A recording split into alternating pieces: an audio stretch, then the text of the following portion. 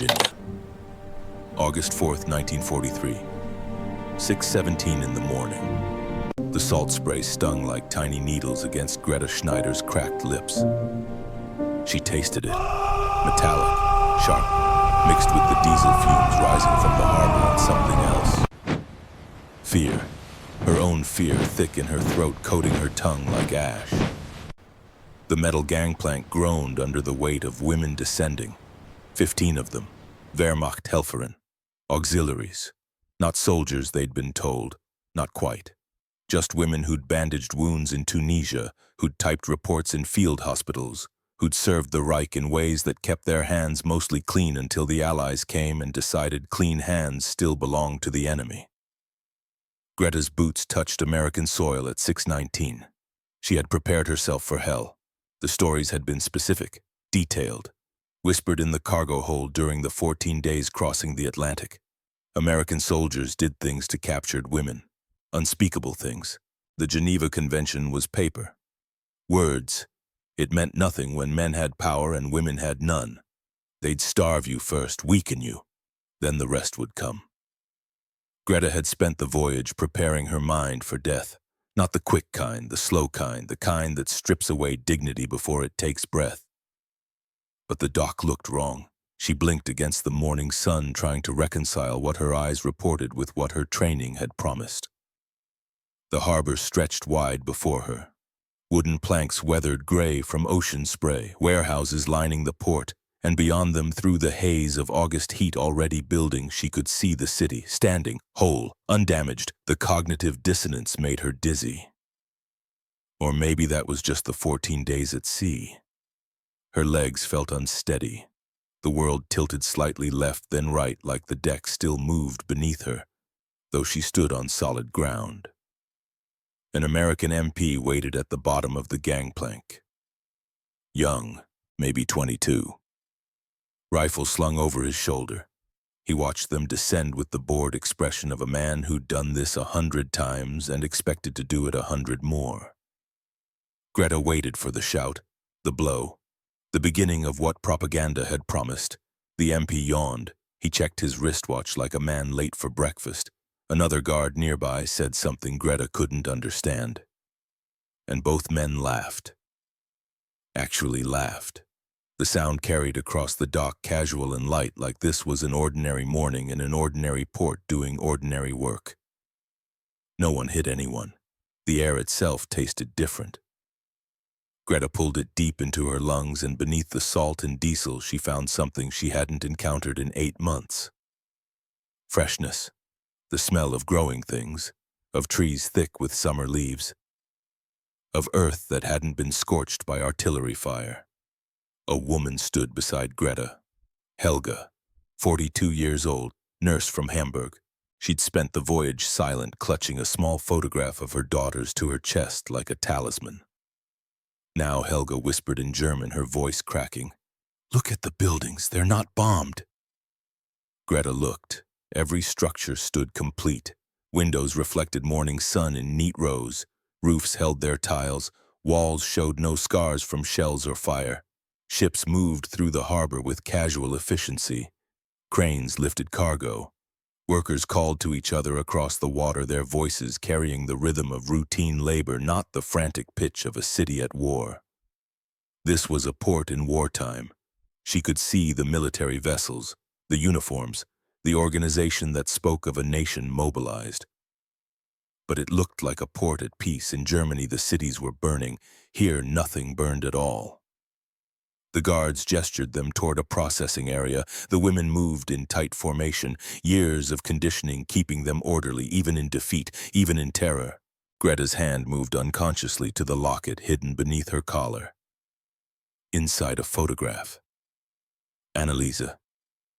12 years old, golden hair in braids, smiling at something beyond the camera's frame. Would they take it? The locket was small, brass, worthless to anyone but Greta, but worthless things could still be confiscated, destroyed, just because they could. She touched it once more, feeling the metal warm from her skin, and prepared to surrender it. The processing station sat under a canvas awning. Folding tables, metal chairs, American soldiers with clipboards checking names against manifests. One of the soldiers was a woman. Greta stopped walking. A woman, in uniform. Corporal's stripes on her sleeve, sitting at a table with a clipboard and a pen directing male guards where to position the new arrivals. Corporal Davis, the name was stenciled on her uniform, maybe 35 years old, dark hair pulled back in a tight bun, face weathered from sun and wind. She looked up as the female prisoners approached, her eyes moving across them with professional assessment. Not hatred, not contempt, just the evaluation of someone doing a job she'd been assigned. Greta's entire understanding of American military structure fractured in that moment. Women had authority here, actual authority. Men listened to them, obeyed them. The propaganda hadn't mentioned this. Corporal Davis pointed to a smaller tent off to the side. Medical processing. Female prisoners separate from male. Greta filed in with the others and a female doctor met them inside. Captain Richardson, maybe 40. Gray threading through brown hair, stethoscope around her neck. She spoke to them in broken German. "Remove your shirts. Medical examination. Standard procedure." The tent had been divided with canvas curtains, privacy, individual stations. The doctor moved from woman to woman, checking eyes, throats, ears, listening to hearts and lungs, making notes on charts. When Captain Richardson reached Greta, she paused. Her fingers found the old scars across Greta's lower back. 5 of them, thin white lines that had healed poorly. "Who did this to you?" Greta didn't answer, couldn't answer. The memory was too sharp. Tunisia, 6 months ago, a supply shortage at the field hospital. Greta had protested the way medical resources were being diverted to officers while enlisted men bled out on tables. The commanding officer had disagreed, had made his disagreement clear. German soldiers had done this, not Americans. Her own countrymen had taught her that protest earned pain. Captain Richardson's face softened. She applied clean bandages where the scars still showed slight irritation from the rough prison uniform. Her touch was gentle, professional, the touch of someone who'd taken an oath to heal and meant it. "You're safe now," the doctor said. The German was clumsy, the grammar wrong, but the intention was clear. Greta felt something crack in her chest, small, hairline, like ice beginning to thaw. After medical processing came photographs, fingerprints, prisoner numbers. Greta became 31-2847. The American photographer positioned each woman in front of a white sheet and snapped photos with mechanical efficiency. "Hold still," he said in English. "Don't smile." As if any of them would smile, but his tone carried no cruelty, just the weariness of a man doing repetitive work, like he'd rather be anywhere else, like this was boring to him. Boring. Processing enemy prisoners was boring to these Americans, not exciting, not vengeful, just tedious paperwork that kept them from lunch. The disconnect between expectation and reality grew wider with every passing minute. Then came the trains. Greta stood on the platform staring at them and felt the foundations of everything she'd been taught begin to crumble. These were not cattle cars, not the boxcars that had carried her across North Africa, packed 50 women deep with no seats and one bucket in the corner for bodily functions. Not the metal containers where women stood pressed together in their own waste and sweat for days. These were passenger cars, Pullman cars, with windows and cushioned seats and overhead racks for luggage they didn't have. An MP stood at the door, Sergeant Franklin Ashford, 35 years old if Greta had to guess. Thin face, kind eyes, he gestured them aboard. "Inside," he said. His German was better than the doctor's, almost fluent. "Long ride ahead, make yourselves comfortable." Comfortable. The word sounded obscene. Greta climbed aboard and stopped in the doorway, blocking the women behind her. The interior was clean, worn, yes. The blue fabric on the seats had faded from sun and use, but it was clean. The windows opened. Fresh air moved through the car, carrying the scent of American summer. She sat down slowly, like the seat might disappear if she moved too fast. The cushion gave beneath her weight, real cushioning. She could feel springs underneath supporting her body instead of pressing into bone. Beside her, Helga touched the armrest with trembling fingers. "This is a passenger train," Helga whispered. "They're putting us on a passenger train." Across the aisle, another woman ran her hand along the window frame. Margaret, 28.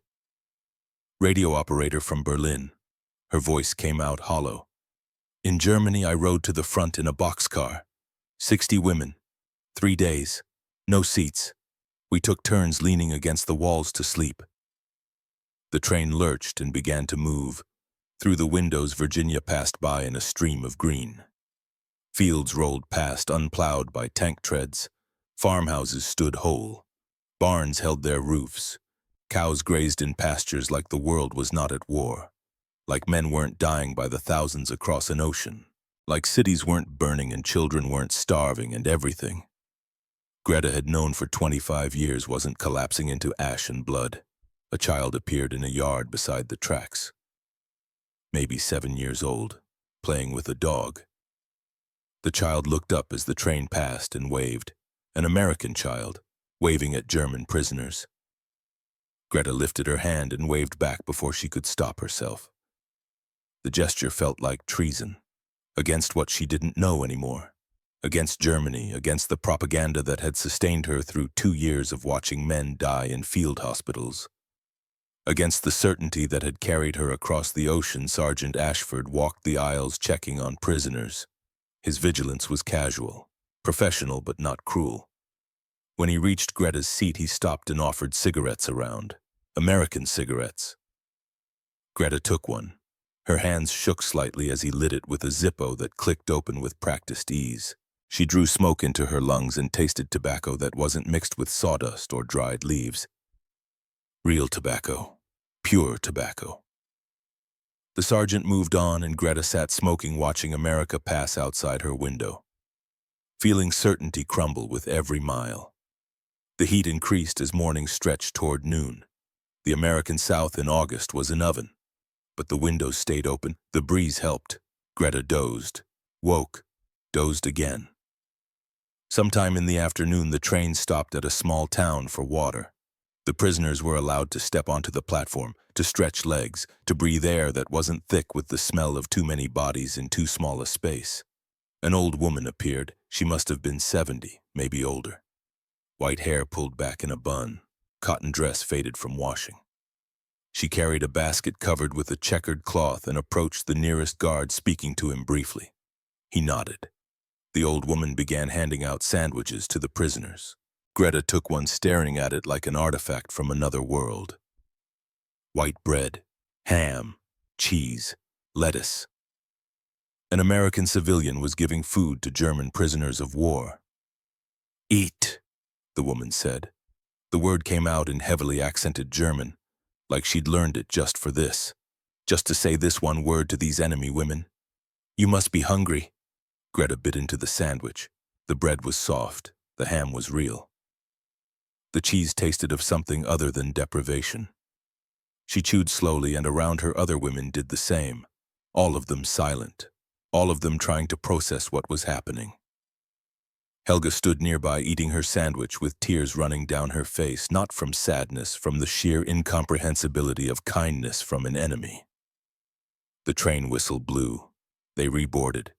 The journey continued. Through the window, Greta watched America unspool in an endless reel of normalcy. Gas stations with cars waiting for fuel. Grocery stores with people walking out carrying bags full of food.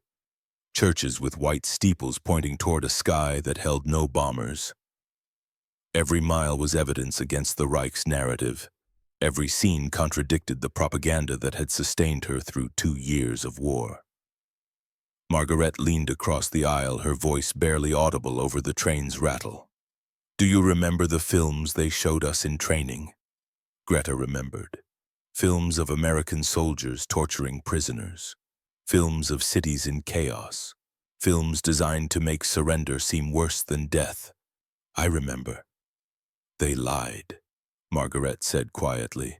"About everything. They lied about everything." Greta didn't answer. She was too busy watching a group of American children playing baseball in a field beside the tracks. Their laughter was audible even over the train's noise. In Germany, children hid in bunkers. Here they played games. The competing narratives in Greta's mind began to fight for dominance. Voice 1. The voice of training, of propaganda, of 2 years serving the Reich. This is a trap. They're fattening you for something worse. They need you weak, compliant. This kindness is a weapon designed to break your will.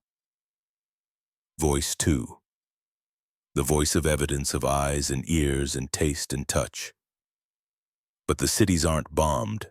The children aren't starving. The guards aren't cruel. What if everything you were told was a lie? The battle between these voices would define the next 2 years of her life. But in that moment on that train rolling through Virginia toward an unknown destination, Greta didn't know that yet. She only knew that she'd expected hell and found something else. Something stranger, something she had no framework to understand.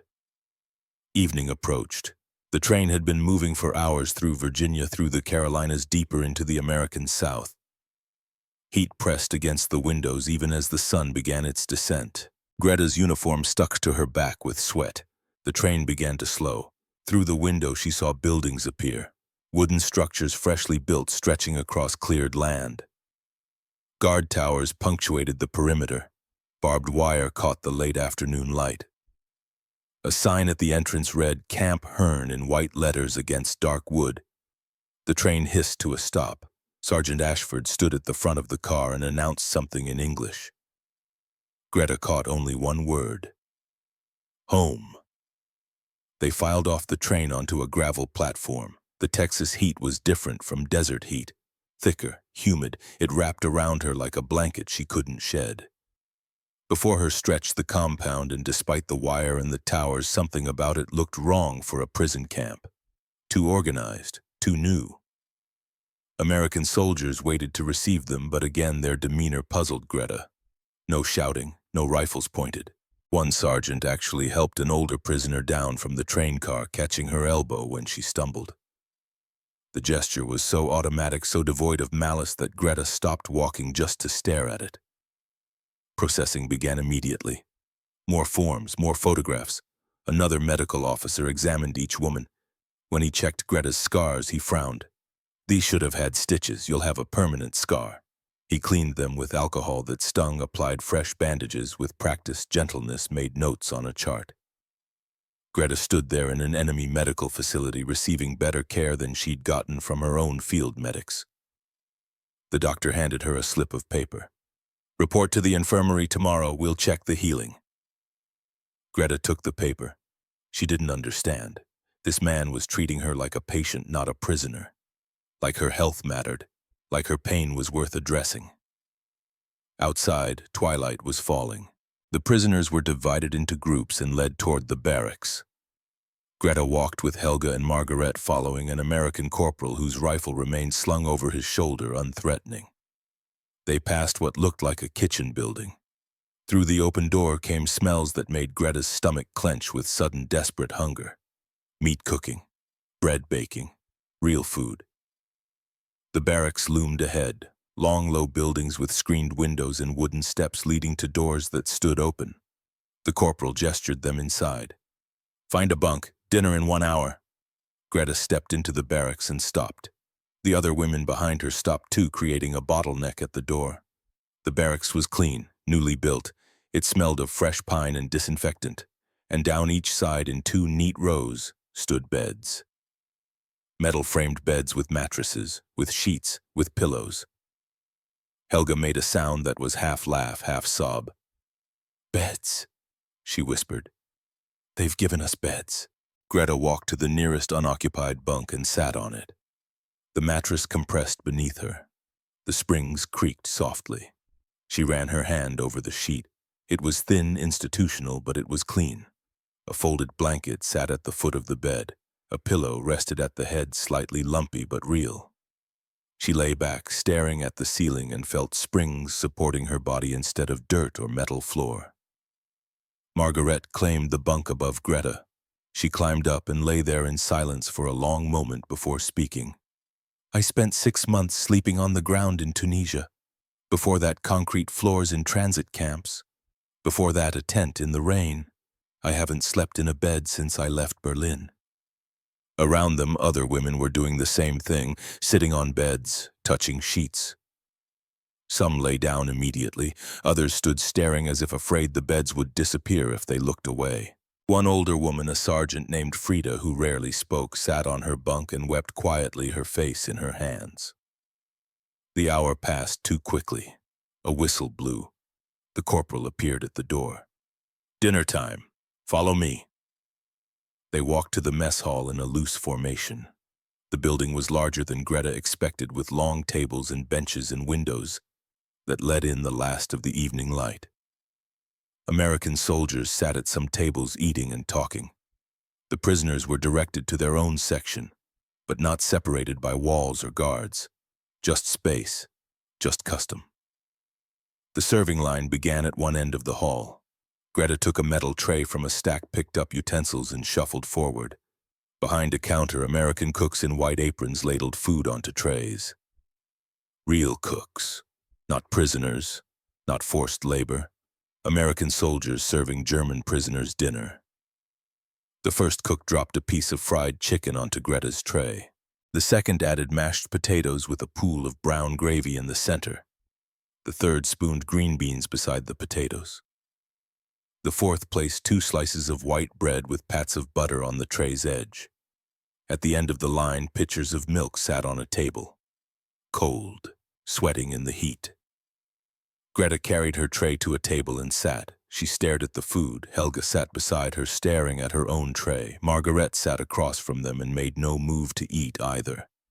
All 3 women looked at the fried chicken, the mashed potatoes, the butter, the milk, and could not begin. "This isn't real," Helga finally said. "If it is real," Margaret replied, "which means everything else was a lie." Greta picked up her fork. She cut into the chicken.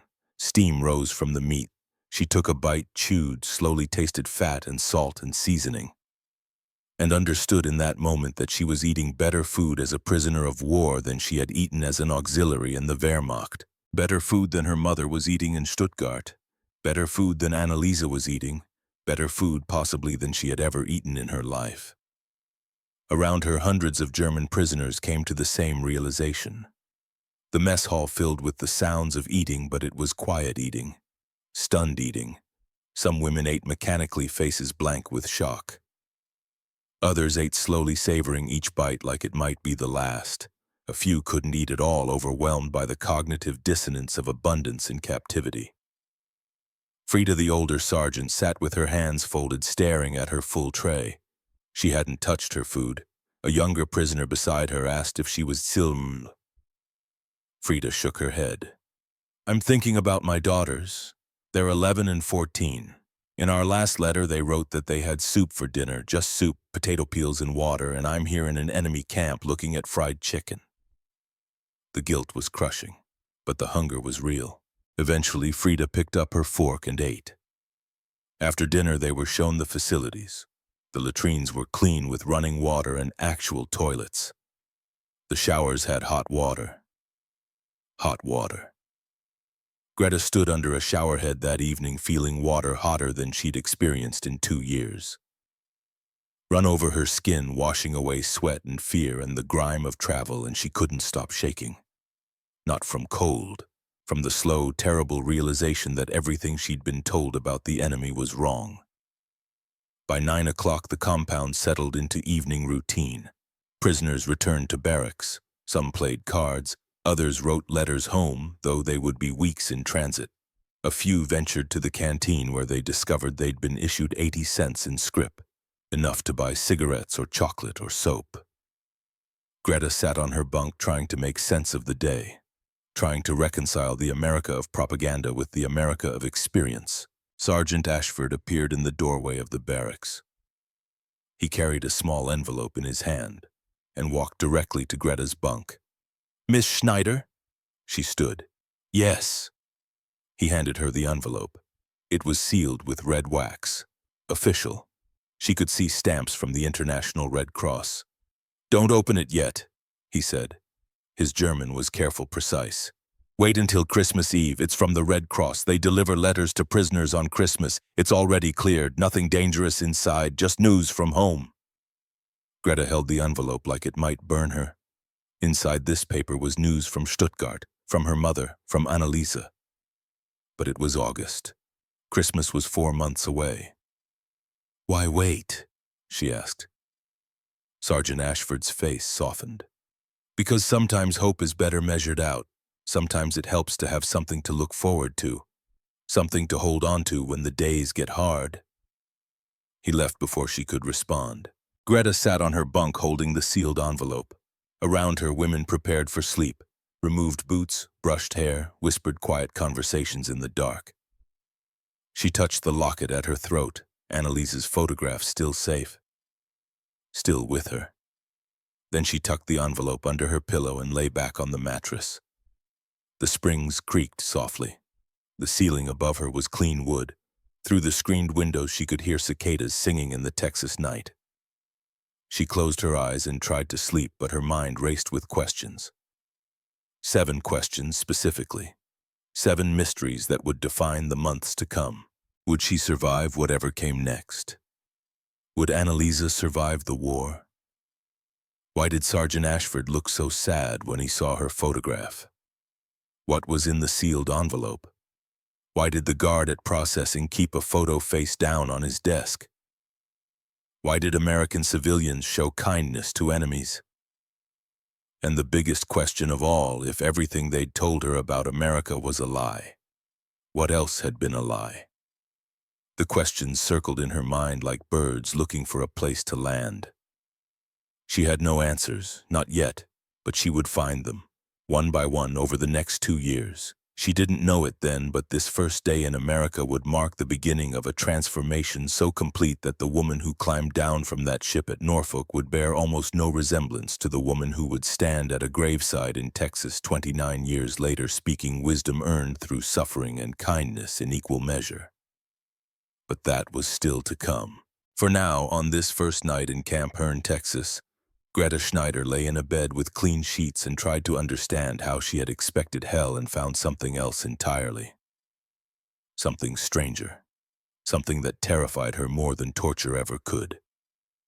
She had found mercy, and mercy, she was beginning to understand, was the most dangerous weapon of all. Because it was very hard to hate people who gave you lemonade when you expected poison. Very hard to maintain certainty when every piece of evidence contradicted what you'd been taught. Very hard to cling to ideology when kindness kept chipping away at its foundations. The propaganda had prepared her for cruelty. It had not prepared her for this. Outside, the Texas night continued. Cicadas sang. Stars wheeled overhead in their ancient patterns, indifferent to human wars and human suffering and the small revolutions happening in the hearts of women who'd crossed an ocean expecting death and found instead the terrifying possibility of hope. August became September. The heat did not break. Texas heat, Greta learned, was different from desert heat. It pressed down with humidity, made the air thick enough to taste. Salt and dust and the smell of cotton fields stretching beyond sight. The days established a rhythm. Wake at dawn, the compound came alive with the sound of whistles and boots on gravel and women moving toward the washhouses. Breakfast in the mess hall, eggs, bacon, toast with jam, coffee that was actually coffee, not the chicory substitute they'd drunk in Tunisia. Greta ate every morning and felt guilty every morning. While she consumed calories she didn't deserve, Annalisa was somewhere in Stuttgart eating potato soup, if she was lucky, if there were potatoes. The competing narratives in her mind grew louder. Voice 1. You're betraying them. Every bite of American food is a betrayal of your sister, your mother, your country. Voice 2. But if you starve yourself, does that help them? Does your suffering in Texas ease theirs in Stuttgart? No answer satisfied both voices. After breakfast came work assignments. The Americans ran Camp Hearn with military efficiency. Prisoners who volunteered for labor details earned 80 cents per day in canteen scrip. Those who refused sat idle. Greta volunteered. She was assigned to kitchen detail initially. Peeling potatoes, washing dishes, work that kept her hands busy and her mind from circling the same questions endlessly. But after 2 weeks, a different opportunity appeared. Corporal Jackson, who managed work assignments, approached her during evening formation. "Schneider, you have medical training, yes. Field hospital, Tunisia, 16 months. Can you cook?" The question seemed unrelated to medicine. Greta hesitated. "Basic cooking, nothing fancy." "Good enough. There's a farmer needs kitchen help. His wife is struggling. Lost their son in Normandy. She can't manage the house alone anymore. You interested?" Greta thought of the sealed envelope under her pillow. The Red Cross letter she wasn't allowed to open until Christmas. 4 months of waiting. 4 months of wondering if Annalisa was alive or dead. Work would help. Work always helped. "Yes, I'm interested."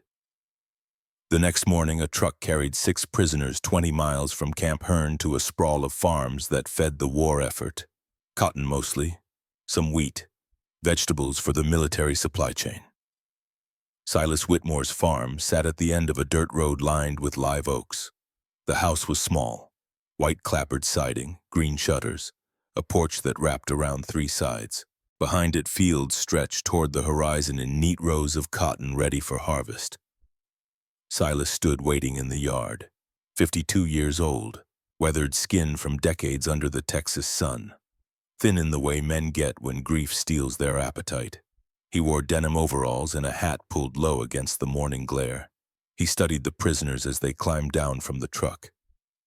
His eyes lingered on Greta, and she saw something flicker across his face, pain maybe, or recognition of something he'd lost. "You're the one with medical training." "Yes, sir." "Good. My wife, she's—" He paused, searching for words in a language that wasn't his first. His German was rough but functional. "She's not well, not sick, just sad, very sad.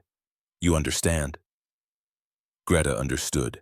She'd seen this kind of sadness in the field hospital. The mothers who came looking for sons and found only graves.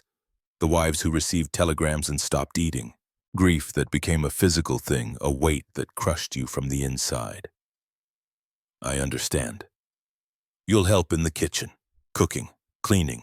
She'll show you what needs doing. Just be patient with her." The house smelled of dust and neglect. Not dirty exactly, just unlived in, like someone had stopped caring whether things were tidy or not. Dishes sat in the sink, mail piled unopened on the table. Curtains remained drawn against the daylight. Miriam Whitmore sat in a chair by the window in the parlor.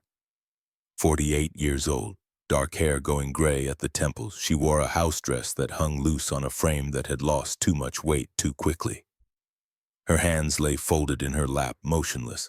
She looked up when Greta entered, and her eyes held nothing. Not hatred, not curiosity, just emptiness. Silas made introductions in English first, then repeated them in halting German.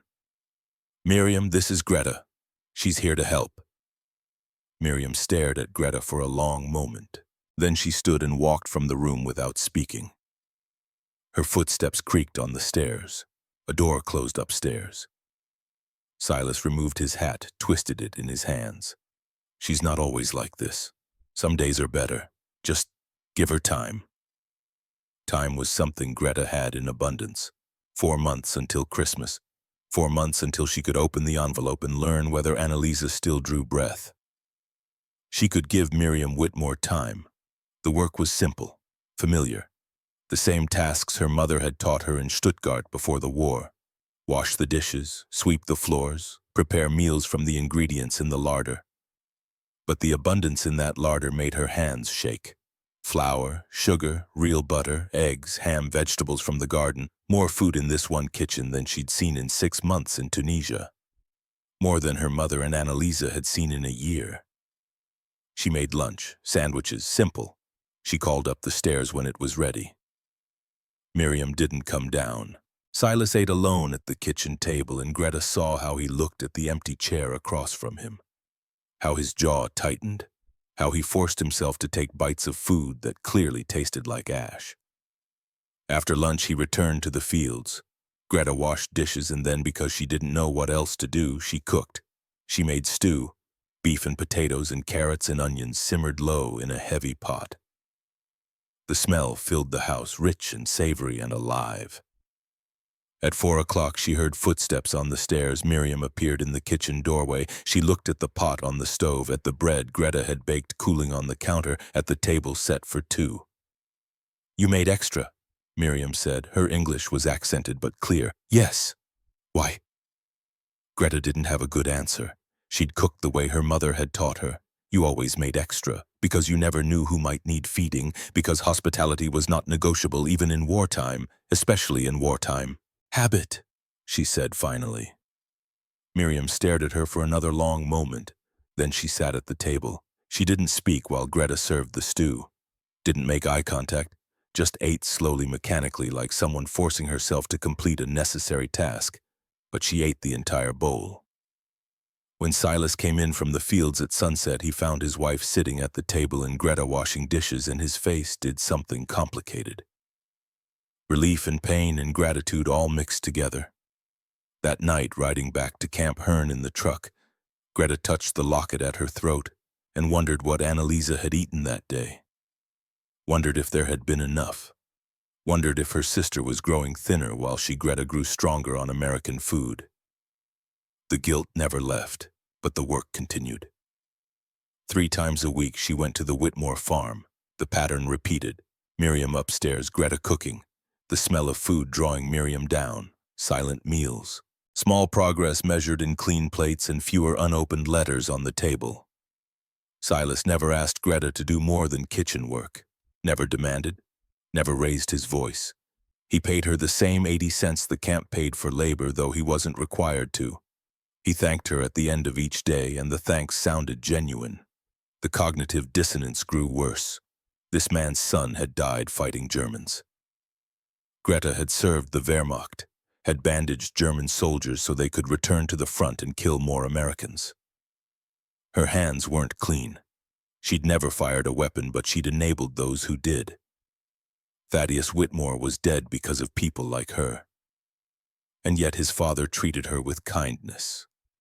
His mother slowly, painfully began to treat her like a human being instead of an inconvenient ghost. Voice 1. "This is manipulation. They're softening you, breaking down your resistance. Don't trust it." Voice 2. "But what if kindness is just kindness? What if some people choose grace even when they have every right to choose vengeance?" The voice grew harder to ignore. In October, Eleanor Ashford began teaching English classes at Camp Hearn. 3 evenings a week, voluntary. 20 women attended the first session, Greta among them. Eleanor was 61 years old, silver hair pulled back in a neat bun, reading glasses on a chain around her neck. She'd been a schoolteacher in Houston for 30 years before retiring. Now she drove out to the camp twice a week in her Chevrolet, bringing textbooks and patience. She taught them simple phrases first. "Good morning, good afternoon, good evening. Please, thank you, you're welcome. I am sorry for your loss." That last phrase landed differently than the others. Eleanor had them practice it over and over. The pronunciation, the cadence, the slight softening of the voice that conveyed genuine sympathy. After class, Greta approached Eleanor's desk. "Why teach us that phrase specifically?" Eleanor looked up over her reading glasses. Her eyes were kind but direct. "Because you'll need it. Americans have lost sons and husbands and brothers. You'll encounter their grief. Being able to acknowledge it, to speak to it even in simple words, that builds bridges. What if they don't want bridges? What if they want revenge? Some do," Eleanor admitted. "Some people let grief turn to hatred, but most people, given the choice between bitterness and healing, will choose healing, eventually. If someone shows them it's possible." She packed her textbooks into a worn leather satchel. "My brother is one of the guards here, Sergeant Franklin Ashford. He lost his fiancée 3 years ago. Car accident, senseless, random. It nearly destroyed him, but he chose to keep living anyway, to keep finding meaning. That's what I'm trying to teach you, how to keep living, how to find meaning again after everything you've known has fallen apart." Greta thought about the sealed envelope under her pillow, about Annalise, about the not knowing that ate at her every night. What if the meaning is already gone? What if there's nothing left to find? Eleanor's face softened. Then you build new meaning, from whatever materials you have left. It won't be the same as what you lost, but it can still be real, still be worth holding on to. She left and Greta stood in the empty classroom thinking about bridges and meaning and whether either was possible when the foundation beneath you had turned to ash. She met Liesel Becker the second week of October. Liesel was 28, tall, blonde, sharp-featured in a way that made her look severe until she smiled and then her whole face transformed. She'd been captured in Italy, transferred through the same processing system that had brought Greta to Camp Herne, but Liesel was different from the other prisoners. She spoke English fluently, had learned it from her grandmother who'd emigrated from Pennsylvania to Germany in 1910. She worked as an interpreter for the American Guards, helping translate orders and resolve disputes. Some of the prisoners hated her for it, called her a collaborator, a traitor. Ingrid Volker was the loudest voice in that chorus. Ingrid was 32, hard-faced, sharp-eyed. She'd been Gestapo in Munich before the war, party member since 1935, a true believer in ways that made even other Germans uncomfortable. She'd formed a small group within the camp, 7 women who met in corners of the barracks and spoke in whispers about loyalty and betrayal and what would happen after the war when accounts came due. Greta avoided them, kept her head down, did her work. But Liesel sought her out anyway. It happened in the laundry room. November rain drummed on the tin roof while Greta scrubbed mud from work dresses. Liesel appeared beside her with a basket of her own washing. "You're the one who works at the Whitmore farm." It wasn't a question.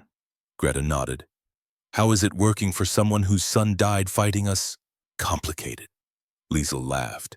It was a genuine sound, not bitter, just amused by the understatement. "Everything's complicated now, isn't it? I spend my days translating for American Guards, helping them understand German prisoners, helping German prisoners understand Americans. Both sides think I'm betraying the other." "Are you?" "I'm trying to keep people alive," Liesel said. "The war is over for us. We're here until it ends for everyone else. I can spend that time nursing grudges and maintaining hatreds, or I can try to make the captivity bearable. I chose bearable." She wrung water from a shirt with practiced efficiency. "Ingrid Volker and her group. They've been watching you. You know that, right?" Greta's hands stilled in the wash water. "Why? Because you learn English. Because you work for Americans. Because you don't join their little loyalty meetings. To them, that makes you suspect. I'm not betraying anyone. I'm just trying to survive." "I know, but to people like Ingrid, survival looks like collaboration, especially when it involves kindness from the enemy." Liesel finished her washing and picked up her basket. Before she left, she touched Greta's shoulder gently. "Be careful. They're dangerous. More dangerous than the Americans because the Americans follow rules. Ingrid doesn't." She left Greta alone with the rain and the smell of lye soap, and a new fear curling in her stomach. The fear proved justified. Mid-November, evening formation. Ingrid approached Greta outside the mess hall. 4 other women flanked her. Hard faces, cold eyes. "We need to talk, privately." They walked to a corner of the compound where the lights didn't quite reach. Greta's pulse hammered in her throat, but she kept her face neutral. "You've become very friendly with the Americans," Ingrid said. Her tone was conversational, almost pleasant, which made it worse somehow. "I do my work, that's all." "You do more than work. You learn their language. You eat at their tables. You smile at their guards. The camp requires us to be civil." "Civil is one thing. Collaboration is another." Ingrid stepped closer. "Do you know what happened to collaborators in Germany, to women who were too friendly with the enemy?" Greta knew. Everyone knew. The photographs had circulated, women with shaved heads, public humiliation, sometimes worse. "The war will end," Ingrid continued, "one way or another. And when it does, we'll all go home. There will be a reckoning. People will remember who stayed loyal and who didn't." I'm loyal to my family, my sister, my mother, not to the party. The party and Germany are the same thing. No, Greta said quietly. They're not. Ingrid's face went cold. You should be very careful. Accidents happen in camps. People fall, get injured. Sometimes they don't recover.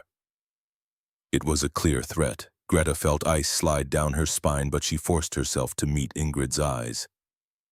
Are you threatening me? I'm warning you. As a fellow German, choose your loyalties carefully. They left her standing in the shadows, and Greta returned to the barracks with her hands shaking. That night, Liesel found her sitting on her bunk. Ingrid talked to you. How did you know? She talks to everyone eventually, especially anyone who shows signs of thinking for themselves. Liesel sat on the bunk across from Greta. She threatened you? Yes. She's threatened me too, multiple times. The guards know. They've separated some of her group, but they can't watch everyone all the time. Liesel pulled something from her pocket, a small notebook, leather-bound, worn at the edges. I keep a diary. Everything that happens here, every conversation, every threat, I document it all. If something happens to me, I want there to be a record, want people to know the truth. Why are you telling me this? Because you're one of the few people here who sees things clearly, who understands that the propaganda was lies, that maybe, just maybe, we were wrong about some things. Liesel pressed the notebook into Greta's hands. If something happens to me, give this to the guards. Make sure they know. Nothing's going to happen to you. Liesel smiled sadly. I hope you're right, but Ingrid is getting desperate. The war is turning against Germany. She knows it. Everyone knows it. And desperate people are dangerous people. She left, and Greta sat holding the diary, feeling the weight of it, the weight of truth written down. Evidence that might matter or might simply be words that outlived their author. She hid it under her mattress and tried to sleep. December arrived. The heat finally broke. Texas winter was nothing like German winter, but the cooler air felt like mercy after months of humidity. Greta had been at Camp Hearn for 4 months. The sealed envelope still waited under her pillow. Christmas Eve was 3 weeks away.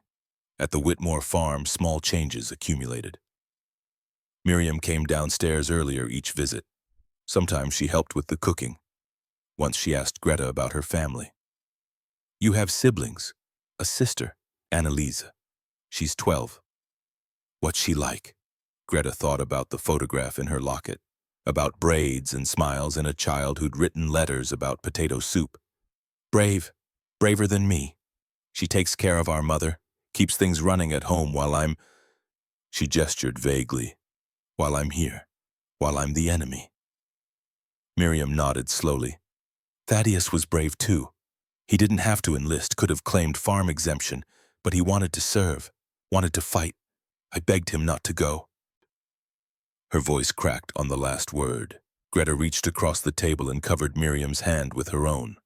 The gesture was automatic, human, the same thing she'd done 1,000 times in the field hospital when there were no words that helped. Miriam didn't pull away, just sat there with tears running down her face while Greta held her hand, and the stew simmered on the stove, and outside the December wind rattled the windows. After a long moment, Miriam spoke again. You look like her. Thaddeus's girl. Sweetheart he had back in high school. Same coloring, same age probably. That's why Silas hired you. Because he saw it too. Saw what we lost. I'm sorry, Greta whispered. I am so sorry for your loss.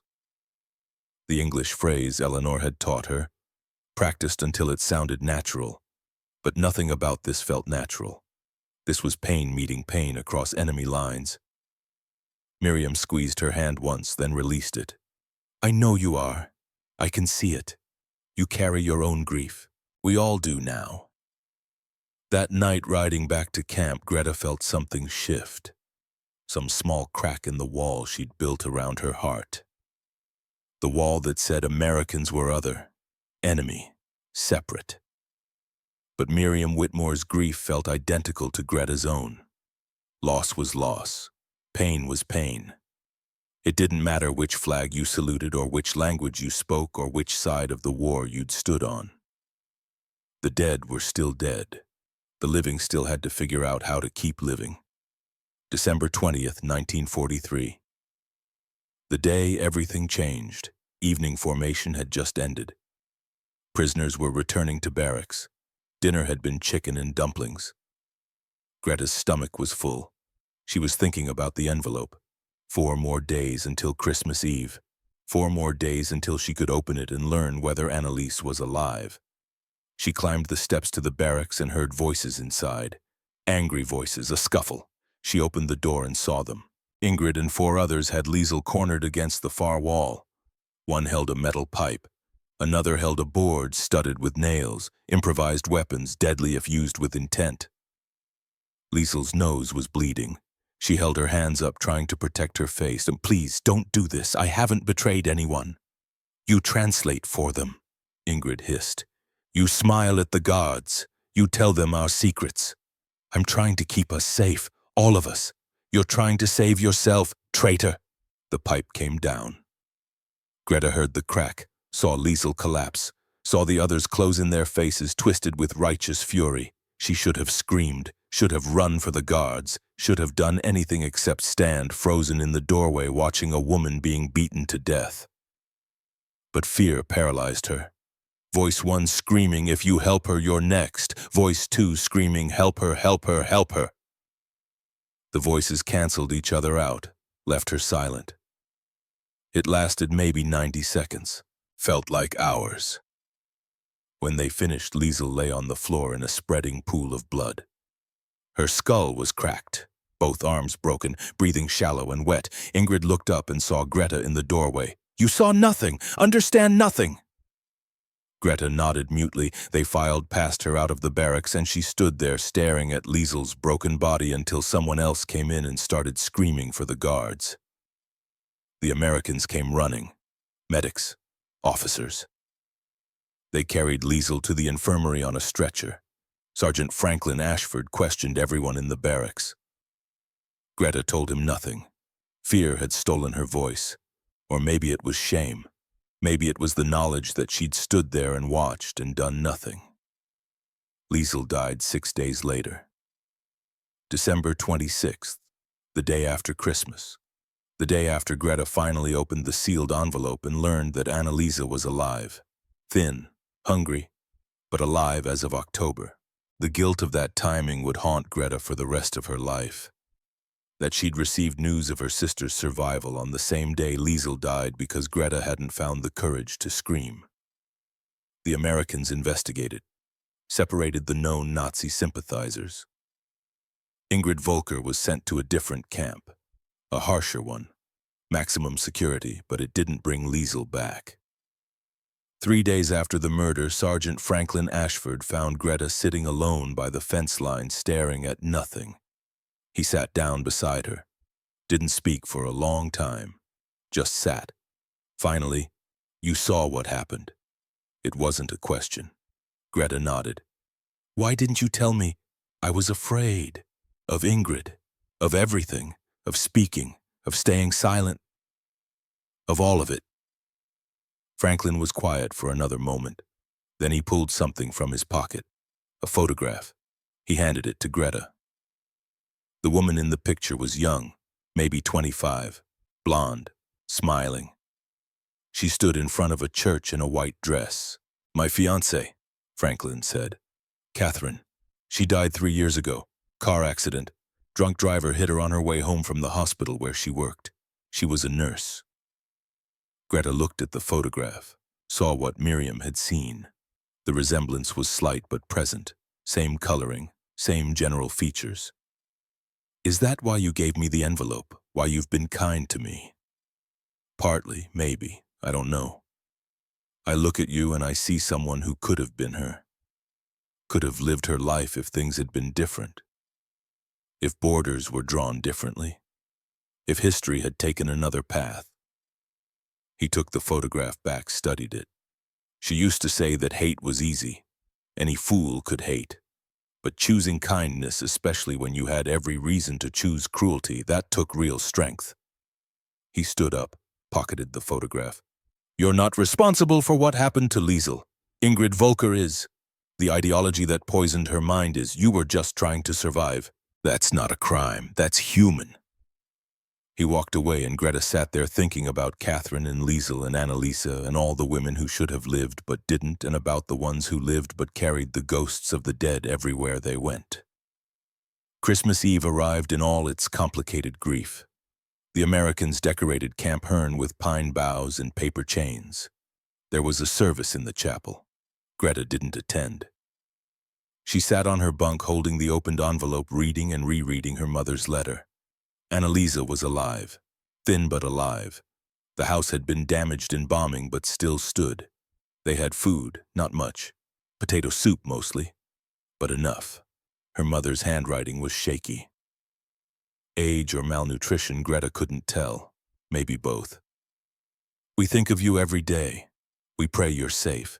We pray you come home. Annalise asks about you constantly. She still believes you're invincible. I let her believe it. Hope is precious now. We can't afford to waste it. Greta folded the letter carefully, returned it to the envelope. She should have felt relief. Joy. Her sister was alive, but Liesel was dead, and Greta was alive in a camp where she ate fried chicken while Annalisa ate potato soup. The guilt was crushing. Someone knocked on the barracks door. Greta looked up and saw Corporal Davis, the female guard who'd processed them on that first day. Schneider, you have a visitor. A visitor? The Whitmores, they're at the gate, asking for you. Greta followed the corporal to the main gate in a daze. What were Silas and Miriam doing here? It was Christmas Eve. They should be home, grieving their son in private. But there they stood beside their truck, Silas holding a paper bag, Miriam clutching a small wrapped package. We can't let you off compound, Silas said. His German was improving. He practiced every time she worked the farm. But we needed, to bring you something. He handed her the paper bag, inside a wool scarf, hand-knitted, gray and soft. Miriam made it, for you. Greta looked at Miriam, who wouldn't quite meet her eyes. Why? Miriam's voice was barely audible. Because you've been kind to me, when you had no reason to be. When I gave you nothing but silence and grief, you still came, still cooked, still sat with me in my pain. I needed to give you something back. She thrust the wrapped package at Greta. And this is from both of us. Open it tomorrow, Christmas morning. They left before Greta could respond, drove away into the December night, leaving her standing at the gate holding gifts from people whose son had died fighting her country. That night, lying in her bunk, Greta unwrapped the package. Inside was a photograph, the three of them, Silas, Miriam, and Thaddeus, taken before the war. He looked like his father, same thin build, same serious eyes. He wore his uniform, fresh pressed, proud. On the back, in Miriam's handwriting, Thaddeus would have wanted us to forgive, would have wanted us to choose love over hate. We're trying. Thank you for helping us try. Greta held the photograph and wept. For Thaddeus, for Liesel, for Annalisa eating potato soup, for all the dead and all the living and all the impossible, painful, beautiful ways they were connected across battle lines and oceans and grief. Outside, someone started singing. German Christmas carols in the barracks. American Christmas carols from the guards' quarters. The voices didn't blend, didn't harmonize, just existed together in the cold December air. Greta fell asleep holding the photograph and the scarf and the knowledge that the world was more complicated than any propaganda had ever suggested. That kindness could come from enemies. That guilt could coexist with gratitude. That healing was possible even when you didn't deserve it. That mercy was real. And that maybe, just maybe, the woman she'd been when she stepped off that ship in August was already dying. Being replaced by someone new. Someone who'd learned that the most dangerous weapon the Americans possessed wasn't guns or bombs or prisons. It was their stubborn insistence on treating the enemy like human beings. That was the thing that broke you. Not cruelty, kindness. Because it was very hard to maintain your certainties when someone whose son you helped kill gave you a hand-knitted scarf and asked nothing in return except that you keep living, keep trying, keep choosing hope over bitterness even when bitterness felt like the only rational response. The war continued, but inside Greta Schneider something fundamental had shifted. She didn't know it yet, but this Christmas would mark the turning point. The moment when Voice 2 finally grew louder than Voice 1, when evidence overcame propaganda, when transformation became inevitable. The hardest part was still to come. The war would end. She would return to Germany.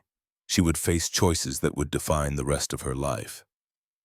But on this Christmas Eve in 1943, in a prisoner of war camp in Texas, Greta learned a lesson that would sustain her through everything that followed. That the human capacity for kindness was stronger than any ideology, that love could survive war, that bridges could be built even across graves, and that sometimes the enemy had something to teach you. If you were brave enough to listen, if you were willing to let your certainties die so something truer could be born. Outside, the singing continued. German and American voices, separate but simultaneous. A discordant harmony that somehow, despite everything, despite the war and the grief and the impossible distance between them, sounded like hope. May 8th, 1945. The war in Europe ended with a radio announcement that crackled through Camp Hearn's speakers at dawn. Germany had surrendered, unconditionally, completely. Hitler was dead. Berlin was rubble. The Reich that was supposed to last 1,000 years had lasted 12. In the female barracks, some women wept. Others sat in stunned silence. A few cheered quietly, privately, where no one could accuse them of betraying the fatherland. Greta felt nothing, just a vast emptiness where certainty used to live. The Americans began repatriation processing within weeks. Ships would carry them back across the Atlantic, back to whatever remained of home, back to the ruins. Silas drove to Camp Hearn 3 days after the announcement, found Greta in the garden where prisoners grew vegetables for the mess hall. "You're going back." It wasn't a question. She nodded. "When? September, maybe October. They have to organize transport." Silas removed his hat, turned it in his hands. The gesture was familiar now, what he did when words were difficult. "You could stay after. When the prisoner status ends, you could apply for immigration. I'd sponsor you. Miriam would too." The offer hung in the humid Texas air. Stay in America, leave Germany behind. Build a life here where the sky was wide and the food was plentiful and people chose kindness over inherited hatred. "My mother is there. My sister, they need me."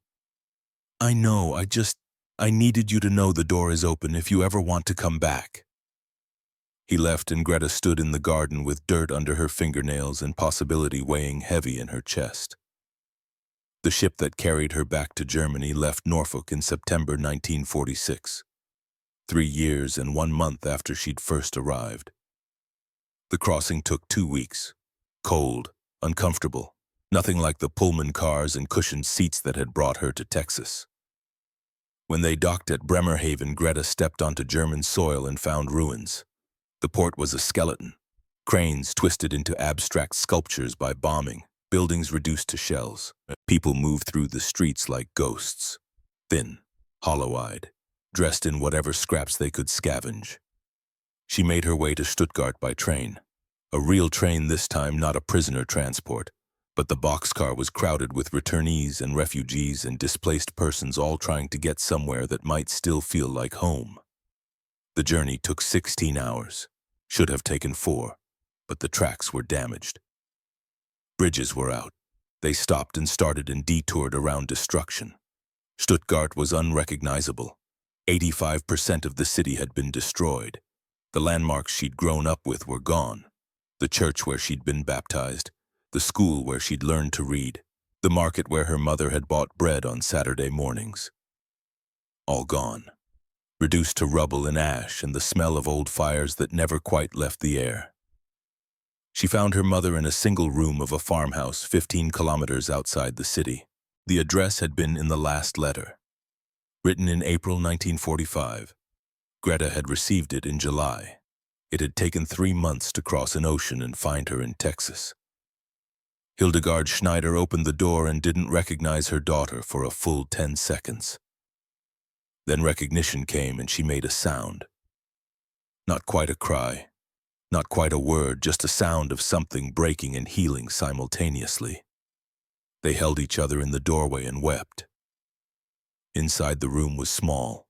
One bed, one chair, a hot plate for cooking, a basin for washing. Everything they owned fit in 2 suitcases. Greta's eyes searched the space for what wasn't there.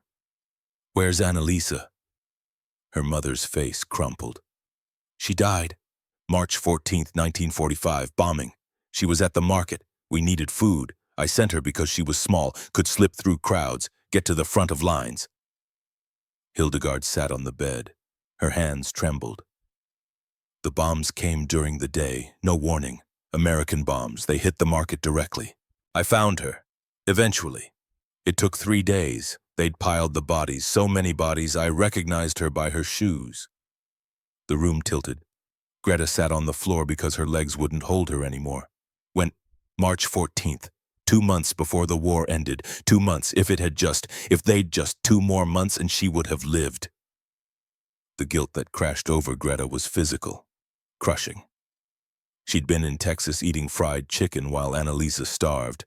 She'd been sleeping in clean sheets while her 12-year-old sister scrounged for food in markets that became graveyards. She'd survived. Annalisa hadn't. What kind of universe allowed that equation? "I need to see her grave." Hildegard shook her head. "There is no grave. Not really. Mass burial, hundreds together. There's a marker, a stone, but no individual graves. No way to know exactly where she is." They went the next day. The cemetery was new, raw earth, simple crosses, and one large stone marker that read, "Here rest the victims of the March 14th bombing. May they find the peace that was denied them in life." Greta knelt in the mud. She pulled the locket from her throat. Inside Annalisa's photograph, 12 years old, smiling, alive in a moment frozen before the world ended. She pressed the locket into the mud in front of the marker, left it there, an offering, an apology, a prayer to a God she no longer believed in. She couldn't save her sister, couldn't even bury her properly, couldn't do anything except kneel in German mud and feel the weight of survival crush her from the inside. That night she read the letters, the ones Annalisa had written, the ones that had never reached Texas. Her mother had kept them. 3 letters, written between January and March 1945. The last one was dated March 10th, 4 days before she died. "Dear Greta, I miss you. Mother says you're safe in America. I'm glad. Someone should be safe. We had soup today. Real soup, potato and carrot. It was wonderful. I'm getting good at finding food. Mother says I'm a natural scavenger. I think that's a compliment. When you come home, I'll show you all the best places. The markets that still have supplies, the farmers who trade for services. I'm learning so much. When the war ends, I'll be so useful. Mother won't have to worry. I'll take care of everything. I'm 12 now, almost grown up. I can help. I want to help. Will you come home soon? I keep looking for you. Every day, every train that arrives, I look for your face. I know you'll come. You always come back. You promised. I love you. Your sister Annalisa." Greta read it 5 times, 10 times, until the words blurred and her throat closed and she couldn't breathe around the grief. Annalisa had died believing Greta would come home, would save her, would make everything better. And Greta had been in Texas, learning English, eating turkey, receiving hand-knitted scarves from the enemy while her sister starved and died in a market bombing. The guilt would never leave. She understood that now. This was the price of survival. You carried the dead with you, forever. She found work as a nurse at a Stuttgart hospital. The building had been partially destroyed, then hastily repaired. They had few supplies, fewer medicines, but people kept getting sick, kept getting injured, kept dying. Greta worked 12-hour shifts, sometimes 16, lost herself in other people's suffering because it was easier than confronting her own. In 1947, she met Werner Richter. He was 32, veteran of the Eastern Front. He'd lost his right leg below the knee to a Russian shell in 1944. Wore a prosthetic now. Worked as a clerk in a government office processing refugee claims. He was intelligent, educated, bitter. They met at a cafe, one of the few still operating in Stuttgart. Greta was drinking ersatz coffee made from roasted acorns. Werner sat at the next table and they started talking. He made her laugh. For the first time since returning to Germany, she laughed. They married in April 1948. Small ceremony. No family except Hildegard. No celebration. Just paperwork and a quiet dinner in their shared apartment. Leah was born in June 1949. 7 pounds, 2 ounces, blonde hair, blue eyes, perfect in every way that mattered. Greta held her daughter and felt something crack open in her chest. Something that had been frozen since March 14, 1945. Since learning Annalisa was dead. Here was new life, new possibility, a chance to build something from the ruins. But Werner was changing. Or maybe he'd always been this way and Greta had been too desperate for connection to see it clearly. He started attending meetings, political meetings, groups of former soldiers who believed Germany hadn't lost the war, had been betrayed, stabbed in the back by politicians and Jews and everyone except the men who'd actually fought. The old ideology, the old hatred, dressed in new words but meaning the same thing. He came home from these meetings energized, angry, talking about restoration and revenge and how Germany would rise again. Greta tried to argue, tried to show him that this path led only to more destruction. He didn't listen. Then he started drinking. Not much at first, a beer or two after work, but the amounts increased. The frequency increased. And when he drank, the anger came out. He never hit her. Not exactly. But he grabbed, pushed, threw things that missed by inches that felt like warnings. He shouted about her time in America, about how she'd been corrupted, softened, turned against her own people by enemy propaganda. You ate their food, he spat one night, wore their clothes, learned their language, while real Germans starved, while we fought and died and bled. I was a prisoner. I didn't have a choice. You always have a choice. You could have refused, could have maintained your dignity. Instead, you collaborated. The word hit like a slap. I didn't collaborate. I survived. Same thing, Werner said. To people like you, survival means surrender. He grabbed his coat and left, went to his meeting, came home drunk at 2 a.m. and passed out on the couch. Greta stood over him holding Leah and understood with cold clarity that she couldn't stay, couldn't raise her daughter in this house, in this anger, in this refusal to let the war end. The divorce took 8 months. Werner fought it. The courts were backed up with thousands of cases, housing disputes, property claims, custody battles, but Greta was relentless. She documented everything, his drinking, his meetings, his ideology, his violence. In March 1953, the judge ruled in her favor, full custody of Leah. Werner could have supervised visits if he completed alcohol treatment. He never did. She received the letter from Miriam in April 1953. It had taken 6 months to reach her. Forwarded through 3 addresses. The envelope was worn, stained, but the words inside were clear. Dear Greta, I hope this finds you well. I hope you and your family have survived the terrible years. Silas and I think of you often. We pray you found your mother and sister safe. We wanted you to know that you are always welcome here. Our home is your home. Texas is your home if you choose it. The sponsorship offer still stands. If you want to come back, we will help. With paperwork, with money for passage, with housing and work and whatever you need. You gave us something precious in our darkest time. You gave us hope that healing was possible. Let us return the favor. Please consider it. We miss you. All our love, Miriam and Silas Whitmore. Greta read it 3 times, held it to her chest. Then she made a decision. She would go back. Not because Germany wasn't her home. It was. Would always be in the way your first language is always your first language, even if you learn to think in another. But because she couldn't raise Leah in ruins, in bitterness, in the poisonous ideology that had killed Annalisa and millions of others. She couldn't stay in a country that refused to learn from its mistakes, that dressed old hatreds in new clothes and called it restoration. She would go back to Texas, to people who had chosen forgiveness when they had every right to choose revenge, to a place where her daughter could grow up without the weight of Germany's sins crushing her from birth. The paperwork took 2 years: visa applications, sponsorship documents, proof of employment waiting in Texas, character references, medical examinations.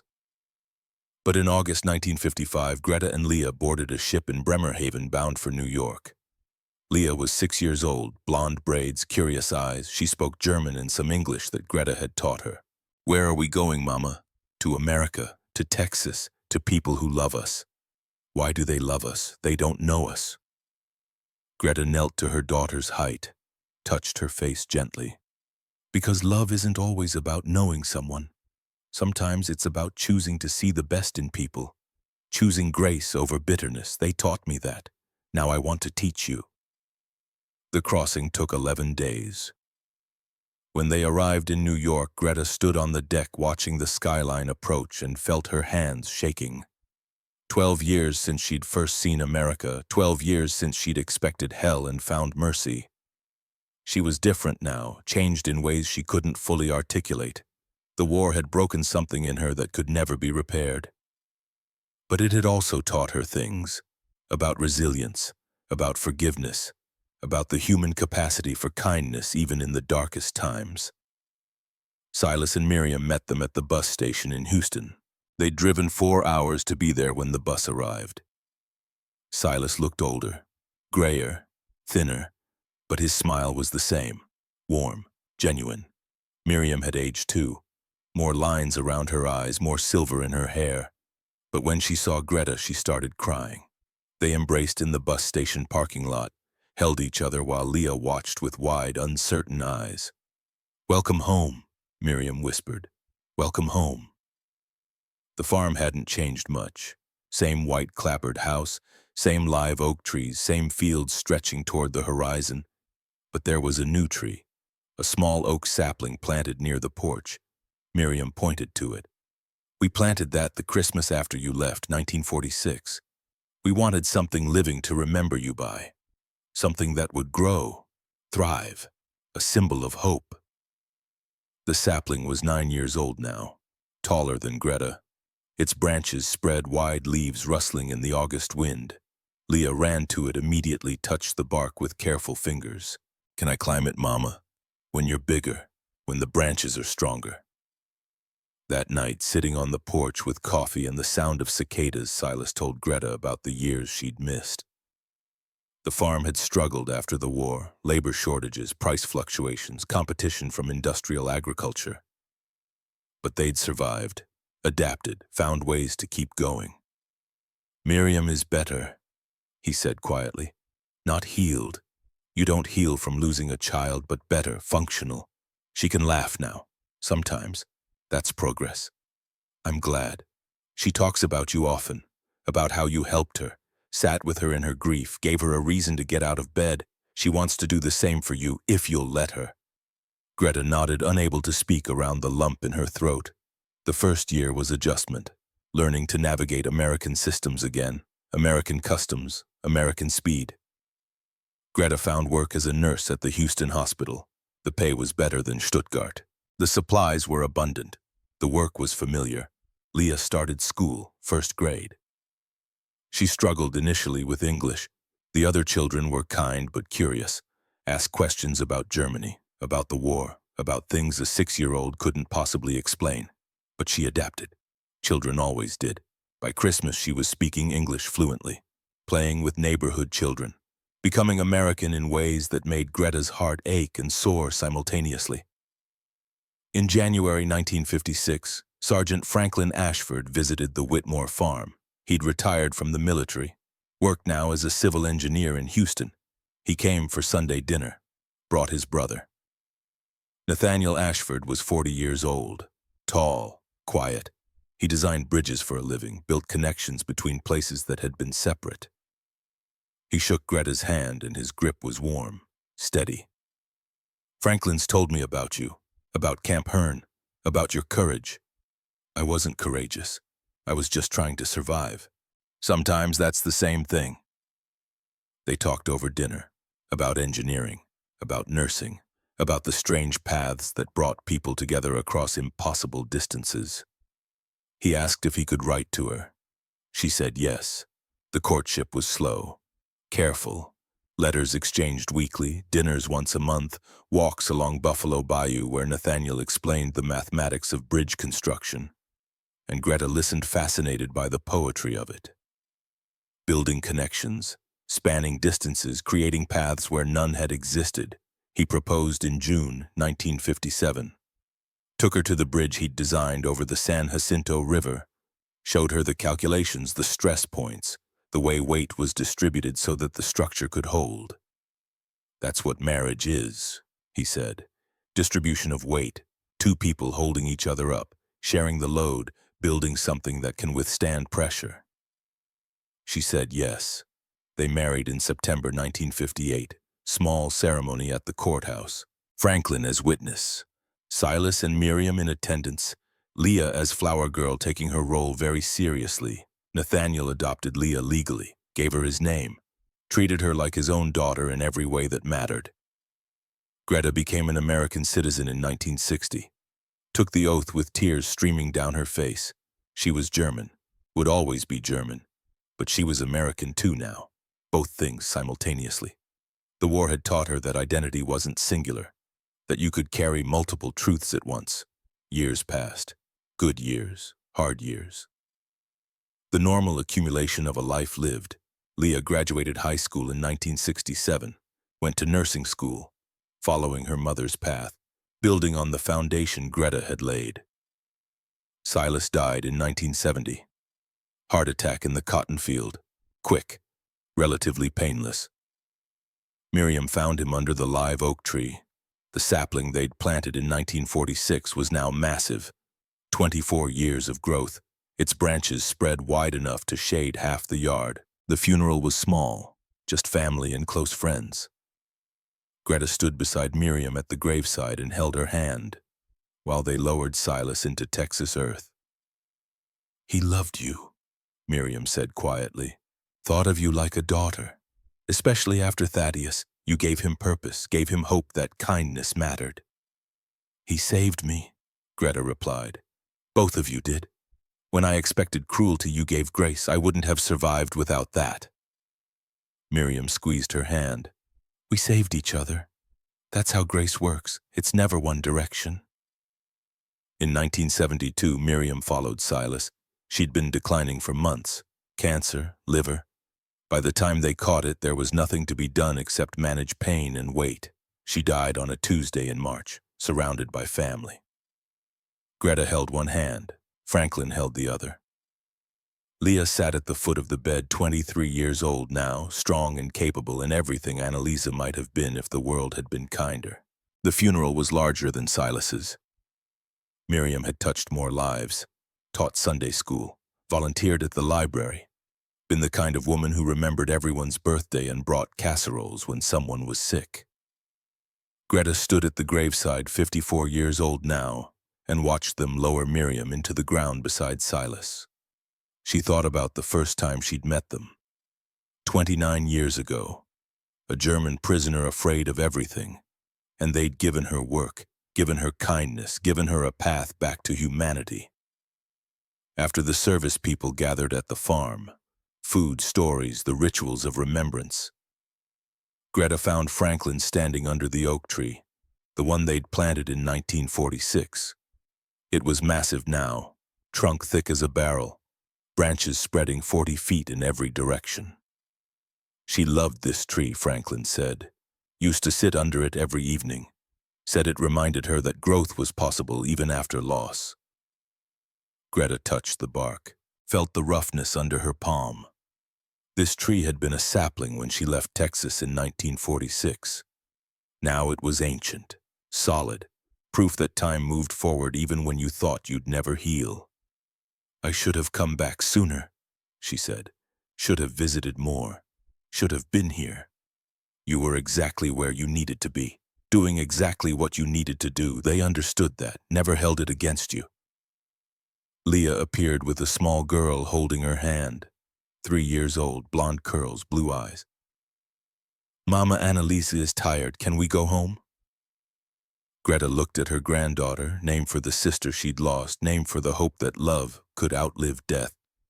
That memory could become blessing instead of curse. Yes, sweetheart, we can go home. But first, she needed one more moment, one more goodbye. She walked to the porch, sat on the steps where she'd sat so many times before, preparing meals, talking with Miriam, finding her way back to herself piece by piece. In her pocket, she carried something she'd kept for 29 years. The Christmas envelope, the one Sergeant Franklin had given her that first week at Camp Hearn, the one that had held her mother's letter and Annalise's photograph. She pulled it out now, yellowed, creased, the red wax seal long since broken, but she'd kept it, through everything, through Germany and divorce and return and marriage and citizenship and all the years that followed. Kept it as a reminder of the day she learned that mercy was real, that enemies could become family, that transformation was possible even when you thought your shape was fixed forever. She turned it over in her hands and Franklin sat beside her. You kept it. Always.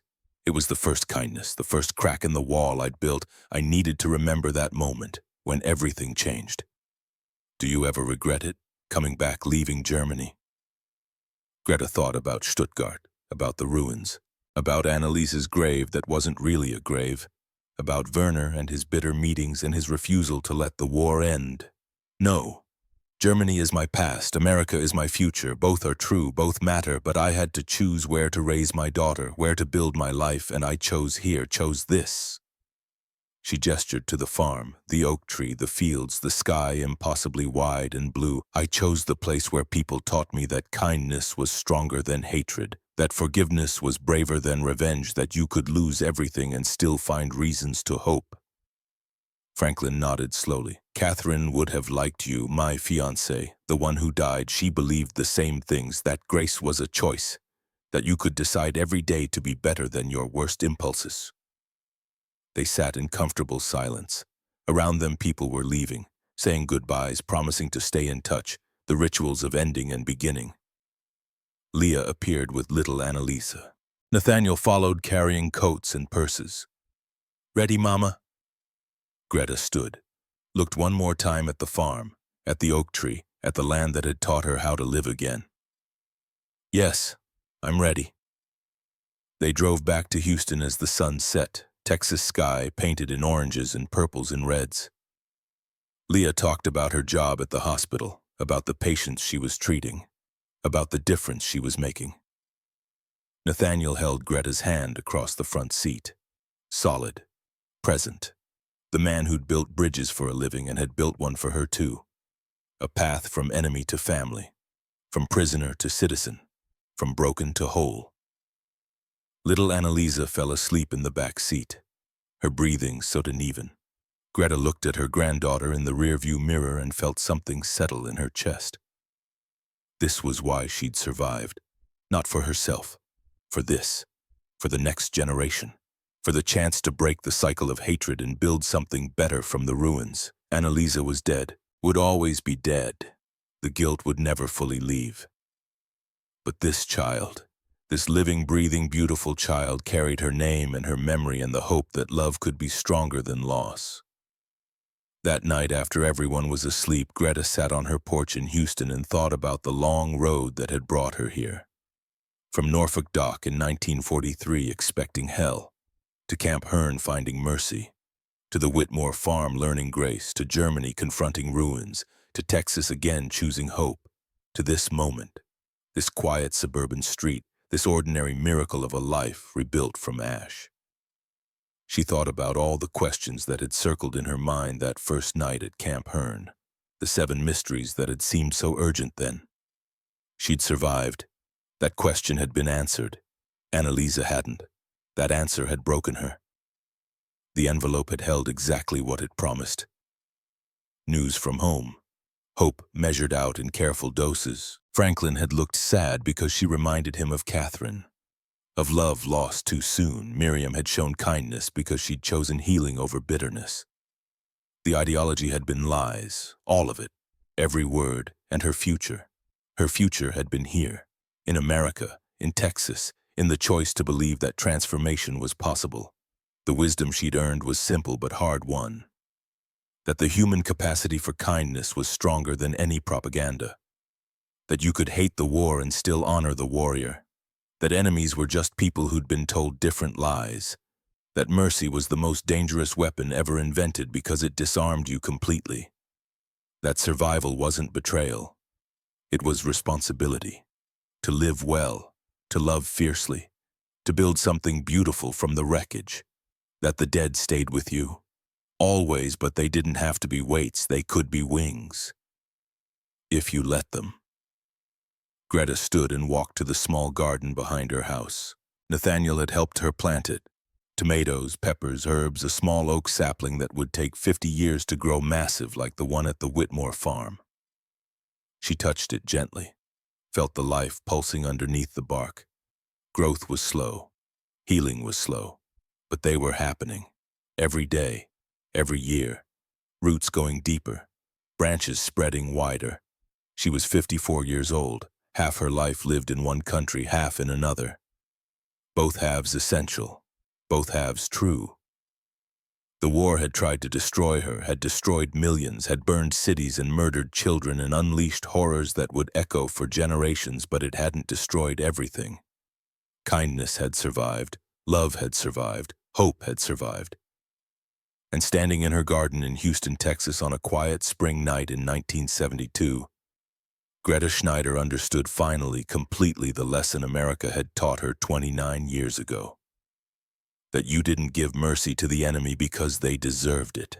You gave it because you needed to prove that humanity was stronger than hate. That grace was braver than revenge. That transformation was always possible if you were willing to let your certainties die so something truer could be born. She went inside, kissed her sleeping granddaughter's forehead, climbed into bed beside Nathaniel, closed her eyes, and dreamed of oak trees growing tall, of bridges spanning impossible distances, of 3 generations of women standing in sunlight, of Annalise smiling somewhere beyond reach but never beyond memory, of enemies who became family, of prisons that became sanctuaries, of the long, slow, painful, beautiful journey from fear to hope. She had expected hell on that August morning in 1943. She had found instead the possibility of redemption, and in the end that made all the difference.